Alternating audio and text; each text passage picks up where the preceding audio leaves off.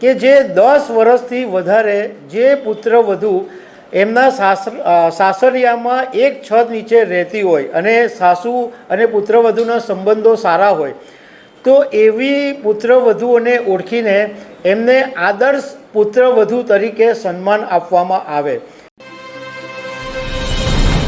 નમસ્કાર।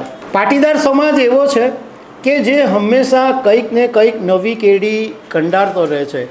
કંઈક ને કંઈક નવા નવા કાર્યક્રમો એ શિક્ષણને લગતા હોય, ધર્મને લગતા હોય, રાજકારણને લગતા હોય કે કોઈ બી રીતના પાટીદાર સમાજ હંમેશા એકતા, સંગઠિતતા અને સમાજને સાથે લઈને ચાલવાની અને એવી બધી વાતો હંમેશા કરતું રહે છે। હવે પાટીદાર સમાજે એક કાર્યક્રમ એવો કર્યો કે જે ખરેખર સરાહનીય કાર્યક્રમ છે, કારણ કે એ કાર્યક્રમ કુટુંબ પ્રથાને જાળવી રાખવાના પ્રયાસનો એક ભાગ છે। આ કાર્યક્રમની અંદર પાટીદાર સમાજની 50 પુત્રવધુઓનું સન્માન કરવામાં આવ્યું।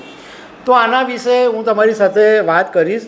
મારું નામ રાજેશ શાહ છે અને તમે જોઈ રહ્યા છો ગુજરાતના સૌથી મોટા ડિજિટલ ન્યૂઝ પ્લેટફોર્મ ખબરછે.com। આપણા ભારતની જે સંસ્કૃતિ છે એનું સૌથી મોટું લક્ષણ કે જે આખી દુનિયાની અંદર ફેમસ છે, આખી દુનિયાના લોકો જેને વખાણે છે એ છે કુટુંબ પ્રથા। પરંતુ છેલ્લા કેટલાક સમયથી ગ્લોબલાઇઝેશન, કોર્પોરેટ કલ્ચર અને આ બધાને કારણે હવે મહિલાઓ પણ જોબ કરતી થઈ ગઈ છે, મહિલાઓ પ્રોફેશન કરતી થઈ, વ્યવસાય કરતી થઈ ગઈ છે। તો એને કારણે કુટુંબો તૂટી રહ્યા છે, કુટુંબ પ્રથા તૂટી રહી છે અને હવે વિભક્ત કુટુંબ બની રહ્યા છે। એટલે પરિવારના જે છોકરા હોય એ અલગ રહેતા થઈ ગયા છે અને એ નાનું ફેમિલી બનાવી રહ્યા છે। આપણે અત્યાર સુધી જે છૂટા પડતા હતા એ ફેમિલી માટે વિભક્ત કુટુંબ એવો શબ્દ સાંભળતા હતા, પરંતુ હવે એક નવો શબ્દ આવ્યો છે, ન્યુક્લિયર ફેમિલી। એટલે આ જે સિસ્ટમ છે વિભક્ત થવાની, અલગ એકલા રહેવાની, એને કારણે આપણી જે વર્ષોની પ્રચલિત કુટુંબ પ્રથા છે કે જે ભારતીય સંસ્કૃતિની ઓળખ કહેવાય એ તૂટી રહી છે અને એને કારણે સમાજ બી તૂટી રહ્યો છે।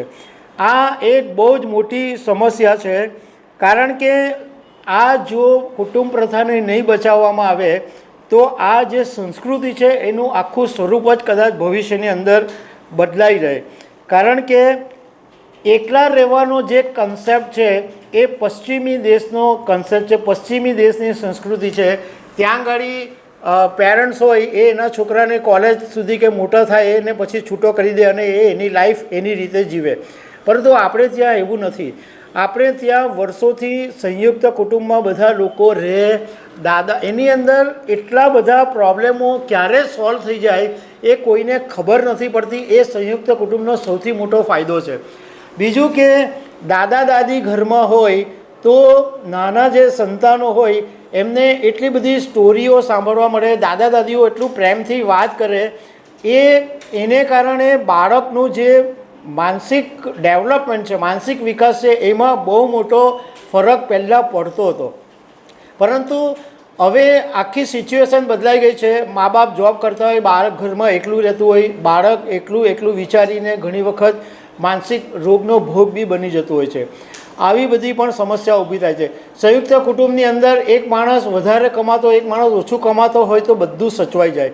સંયુક્ત કુટુંબની અંદર તમારું એકવાર ઓછું બી ખાવાનું બન્યું હોય તો પણ બધું જ સચવાઈ જાય, કોઈ પ્રોબ્લેમ નહીં થાય।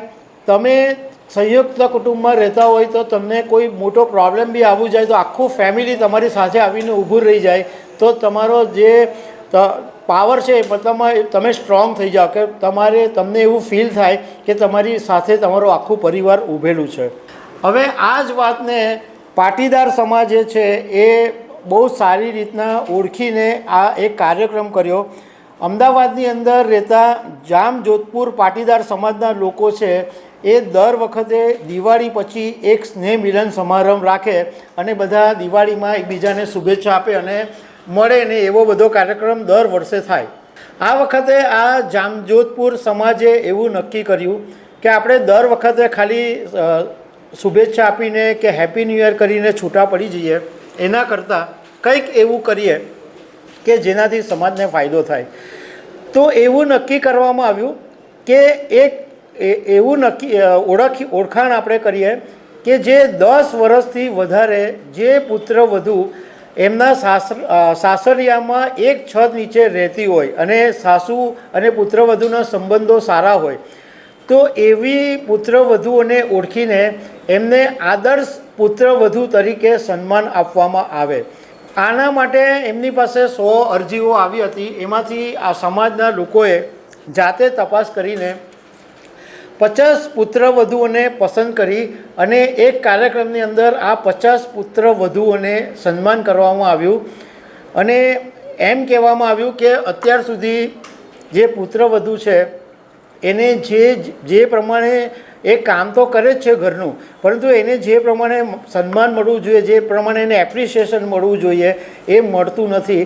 એટલે તમને જાહેર સ્ટેજ ઉપરથી જ્યારે સન્માન આપવામાં આવે એટલે તમારી લાગણી, તમારી ભાવના, તમારી વિચારધારાની અંદર બહુ મોટો ફરક આવી જાય અને તમને એમ સારું લાગે, તમે 10 જણાને પ્રેરણા બી આપી શકો કે ના ના, ખરેખર ભારતીય સંસ્કૃતિની જે કુટુંબ પ્રથા છે એ બેસ્ટ છે અને સાસુ સસરા કોઈ બી ઘર હોય તો વાસણ તો ખખડવાના જ છે, મતભેદ તો રહેવાના જ છે, પરંતુ મનભેદ જ્યાં નથી હોતા ત્યાં ઘડી ક્યારેય કોઈ પરિવારો તૂટતા હોતા નથી.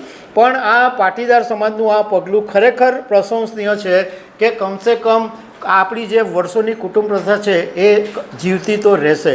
તો દર્શક મિત્રો, આવી અનેક વાતો સાથે અમે તમને મળતા રહીશું. Thank you very much.